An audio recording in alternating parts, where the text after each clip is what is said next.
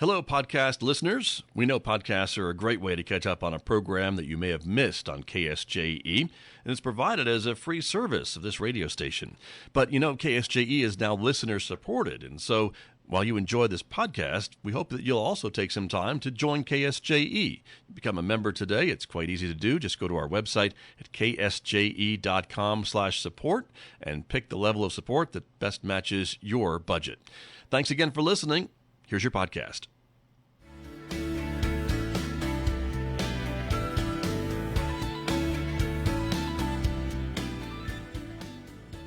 11 minutes past 8 o'clock. It is Tuesday morning, the third day of March, 2026. Good morning, everyone. I'm Scott Michlin. Thanks for tuning in to KSJE 90.9 FM right here in San Juan County, New Mexico.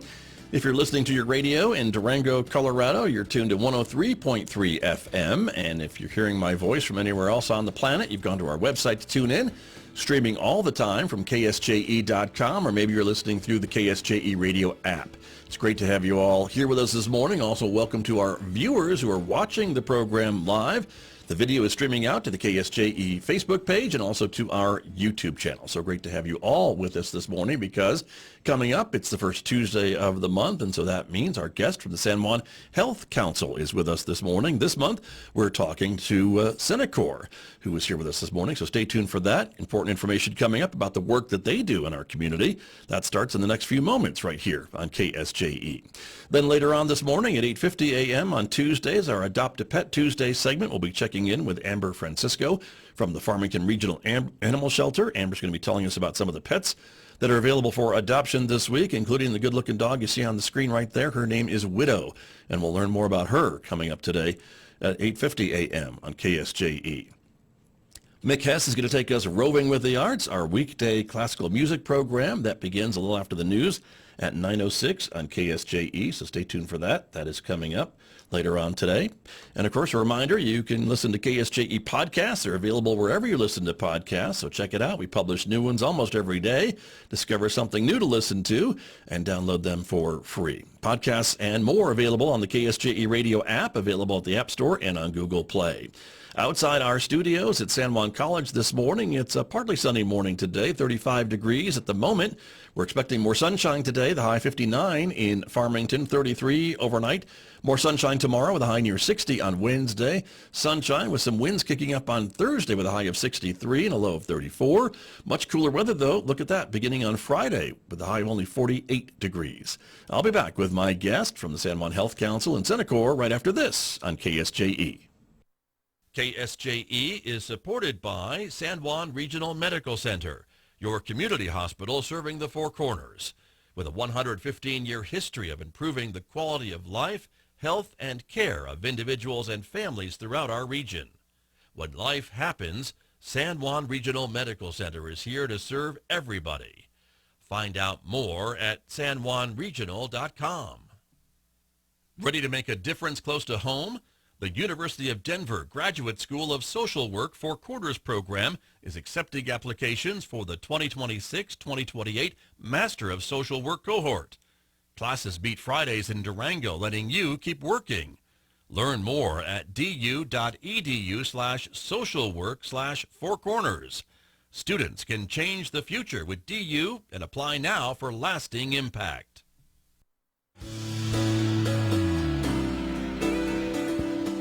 Now back to Studio A and the award-winning Scott Michlin morning program on KSJE. And my guest this morning, as we mentioned, from the San Juan Health Council, a member of the San Juan Health Council, I should say, from Cenikor this morning. Jolene Schneider is here. She is the facility director with Cenikor. Good morning. Welcome back to KSJE. Nice to have you here. Nice to be here. We were talking before we came on the air this morning, and you were reminding me that, Cenikor has been in the community for now 4 years? 4 years. How about that? That's time flies, I guess, right? It just really seems like you were just here. And there's been so many changes. Right.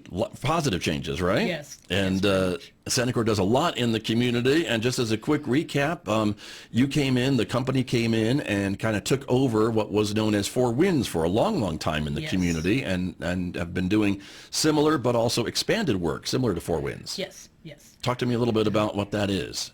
Well, we started out just doing our residential substance use disorder treatment, and within 6 months we opened the medical detox.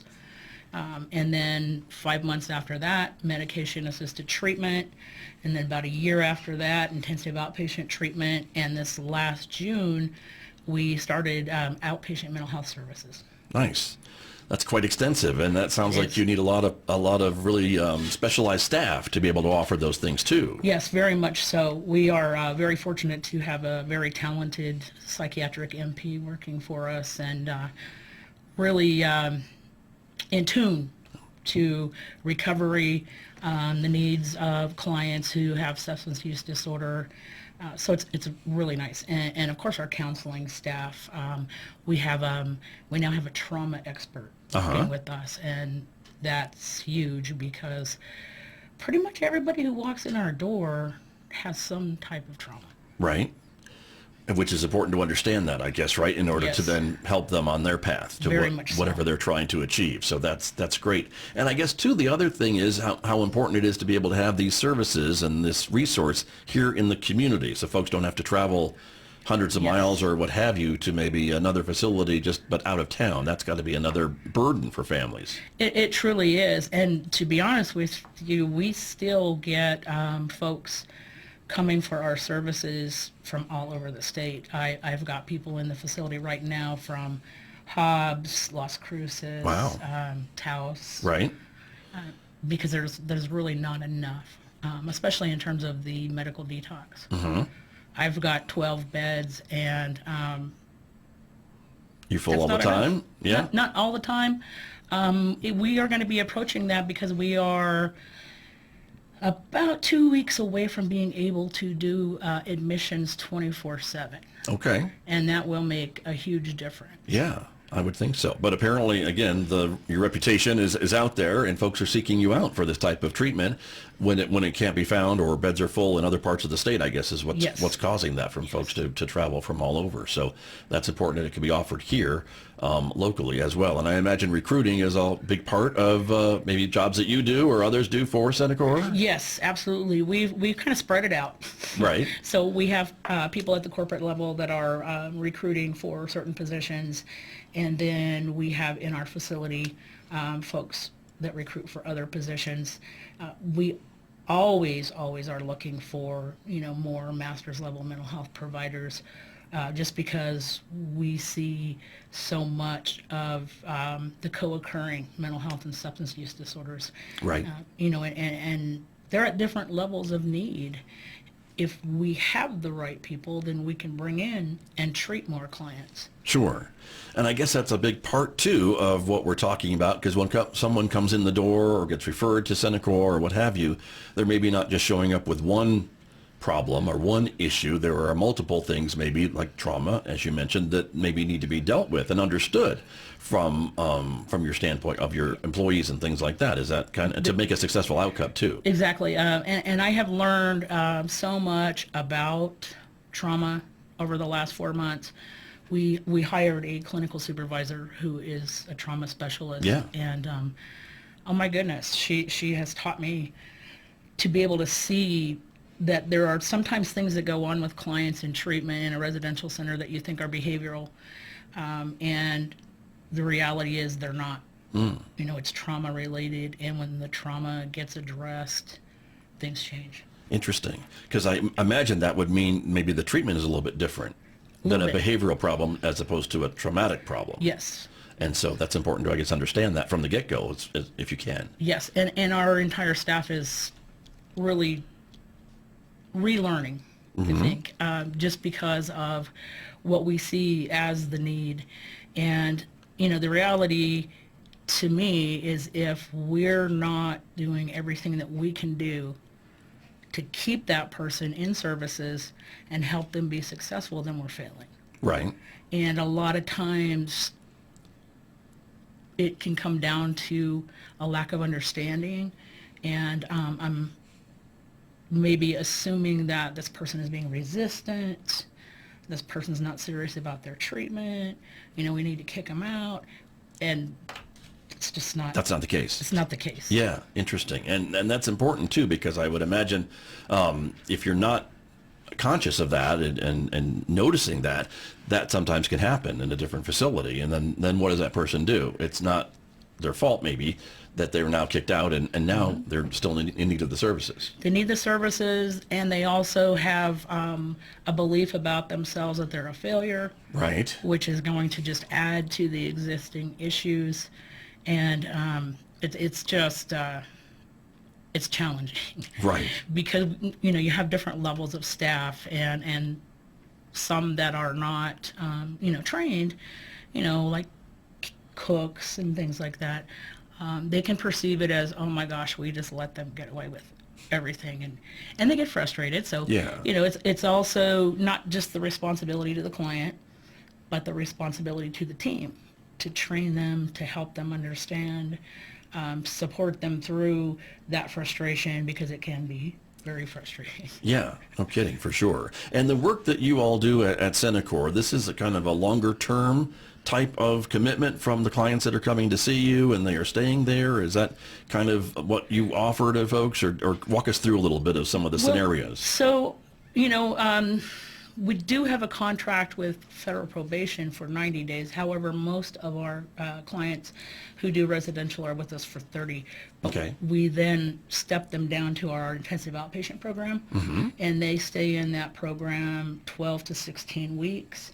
And then they step down to a once a week, and that one they can stay in as long as they want to. Okay. So we find that, the longer we're connected with them and they have support, the better the outcome. Sure. We also have peer support, recovery support services.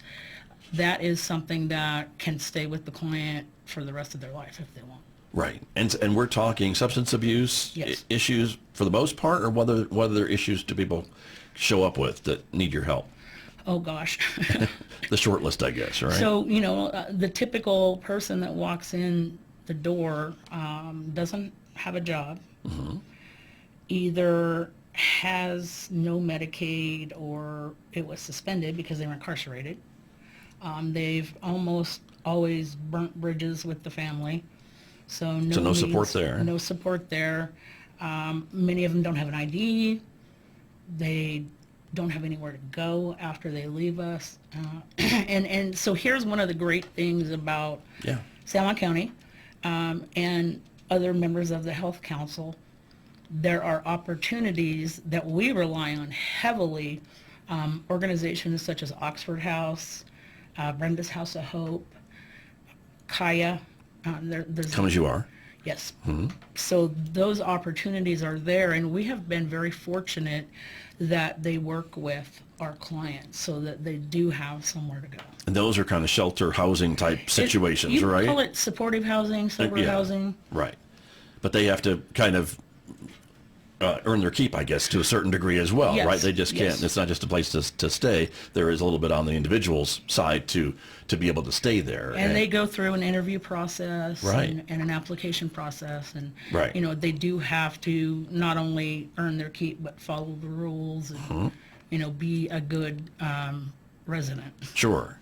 But it sounds like to me when someone shows up as you describe, right? They are kind of the lowest of the low. They are really struggling and have been maybe for a long time, especially maybe if they were incarcerated or what have you, and just come out and now what do I do? Or maybe come out and go back into those bad habits that if they're not careful will get them back into incarceration or what have you. And so the work that you and your staff are doing are really trying to change these people's outcomes and the pathways that they are choosing to try to get them back into maybe productive members of society. Is that the ultimate goal? Absolutely.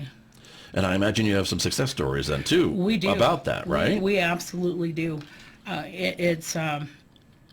There's one individual I think about in particular, and he kept coming in to our detox program.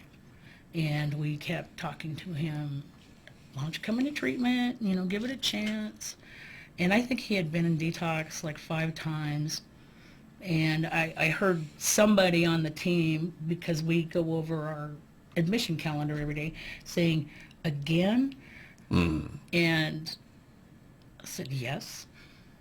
because He's back. we do not know when it's going to be the right time. So yes, again, I'm not going to give up on anybody. He eventually then did stay through the entire detox. He then went to the residential treatment. He went on to a sober living program. He is now 1 year sober, working, has an apartment, has a vehicle. How about that? And this is somebody who had Nothing. Yeah. He had no hope, and I think that's what we really want to be able to give them. Right. I would think so. And I guess too, and I don't know about this individual, and I know we can't talk about individual cases for sure, or, but when he came to you, had he kind of burned the bridges with the family, and was it one of those situations too? And has that kind of maybe been restored a little bit? Yes. He's actually speaking with his mother now, and she actually went to see him because he ended up doing his sober living out of state, which for some people, they need to get away from the community for a bit. Right. Well, I would imagine that if you are still living where you were living or hanging out with people you were hanging out with, and they're still doing those things that maybe got you in trouble before, that can be an additional problem, right? When you're trying to get away from some of that behavior and what have you, there's a real big high temptation to fall back into it, those bad habits. And if you're living in a community and, you drive by the place where maybe you used to go use, it's going to trigger something in your mind, and it's going to be not impossible, but it's certainly going to make things more difficult. Right.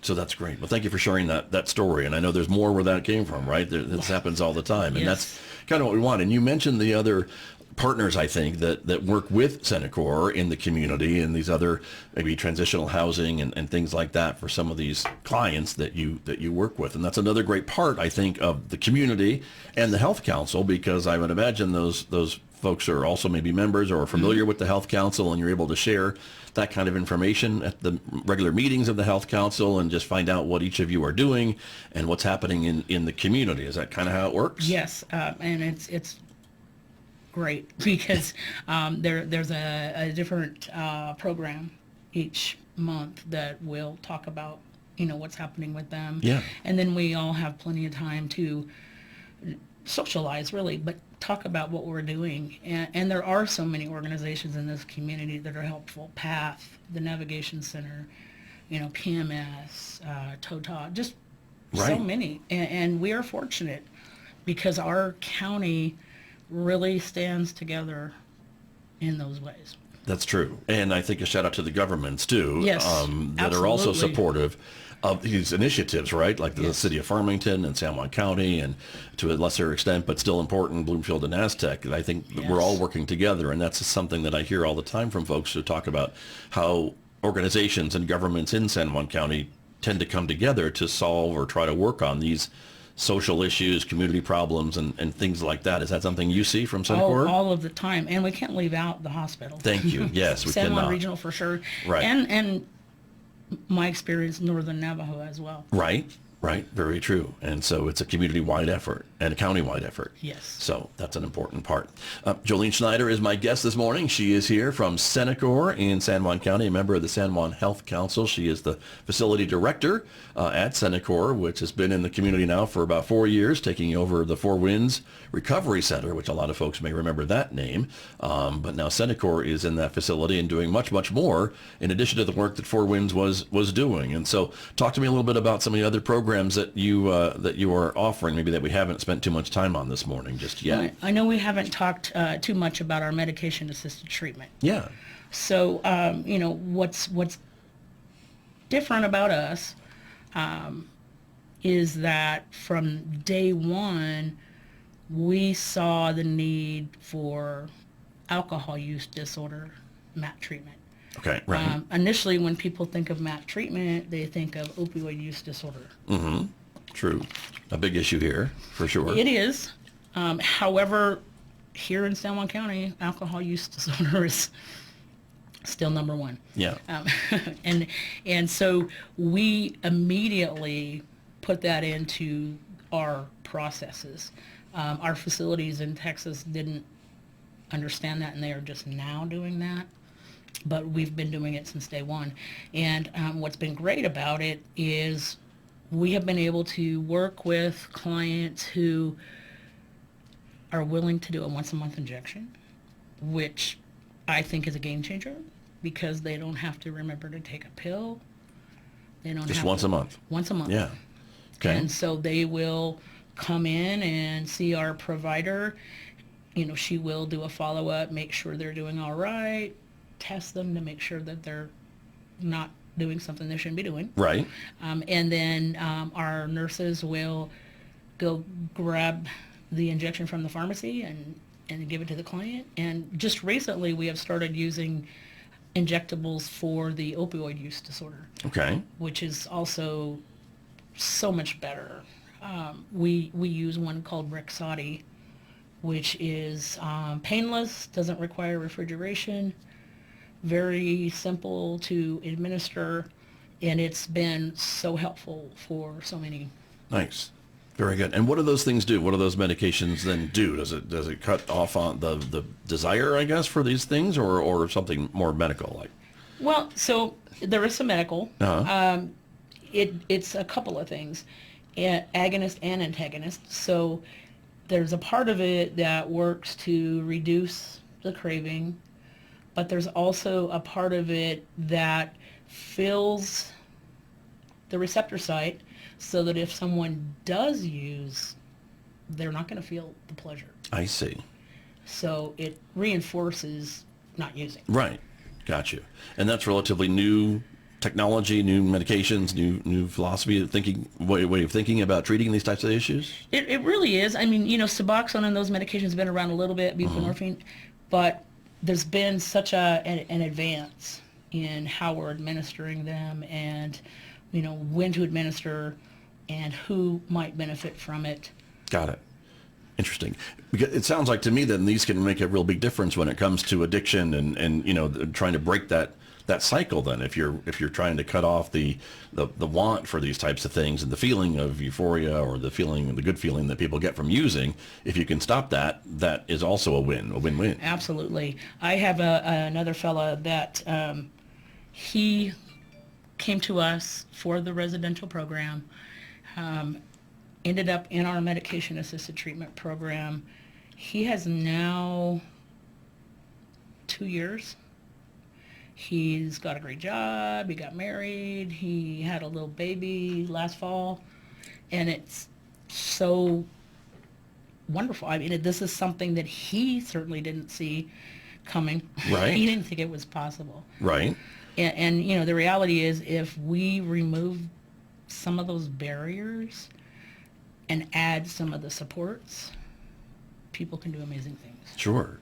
And I imagine maybe he's even a little surprised when he thinks about it from time to time of how different his life is today than it was not too long ago. Yes. And so that's a great story as well. But this is just part of the work that is being done. And so with that, I mean, as you were mentioning, some of the Cenikor has facilities all over the place, but not every facility needs to work like every other facility. If something's working in San Juan County, it sounds like they're allowing you to run with it and maybe share what's working with other Cenikor facilities in other states to say, hey, we're getting really good results here.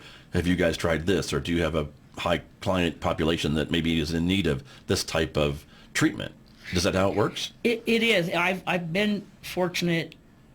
I mean, I'll be honest, it's taken a little time. Right, okay. Because there was a certain mindset. Sure. And helping understand. So one of the philosophies is that everywhere you go to McDonald's, you're going to have 3 pickles on your burger. Right. Right. That's how it is. That's right. And so I had to teach that sometimes those burgers have green chili. They're not always going to be the same. Right. And it could still be a McDonald's burger. Exactly. Or a Cenikor treatment plan, but it's a little different. Exactly. I got it. And I imagine that's helping. As you mentioned, your colleagues in Texas are saying, wow, this really works, or this is something we should look into. Yes, and they've been a little envious sometimes. Uh-huh. Well, that's all right. We don't mind that. Exactly. So that's all right for that, but that's great. Jolene, we just have a couple of minutes remaining this morning. So final thoughts on what you are doing or what's to come with Cenikor and some of the treatment that you're offering here. I can only see growth and progress. We really are trying to serve our community in the best way that we can. I see that our mental health services are going to grow incredibly. Our outpatient services are going to grow incredibly. My hope is that eventually we will need to go get a bigger building. Wow. That would be great, right? But we couldn't do any of that without our community partners. Very true. Very true. And so that's an important thing. So that's very exciting. And we keep hearing, I think, too, again, with the Navigation Center and some of the resources that are coming online. And I know Cenikor is a partner with these efforts as well. And so it seems the whole community is kind of pulling in the same direction, which is also helpful. Yes, very excited about PMS having their mobile crisis unit. Right. 24/7. And as soon as we are able to do those admissions, we'll be able to help out with that. You're working towards that as well. Yes. So that's wonderful. Very good. Well, I really appreciate your time coming in this morning and visiting with me about the work that you and your colleagues do at Cenikor and the work with the San Juan Health Council as well. It's always great to catch up and learn about that. Thank you. Thank you so much. You're very welcome. That's Jolene Schneider. She is the facility administrator with Cenikor right here in San Juan County, my guest on KSJE. Did you enjoy that podcast? We hope that you did. And if you did, share it with your friends. And if you really want to keep podcasts like this coming, please support KSJE. You can do it easily online at ksje.com.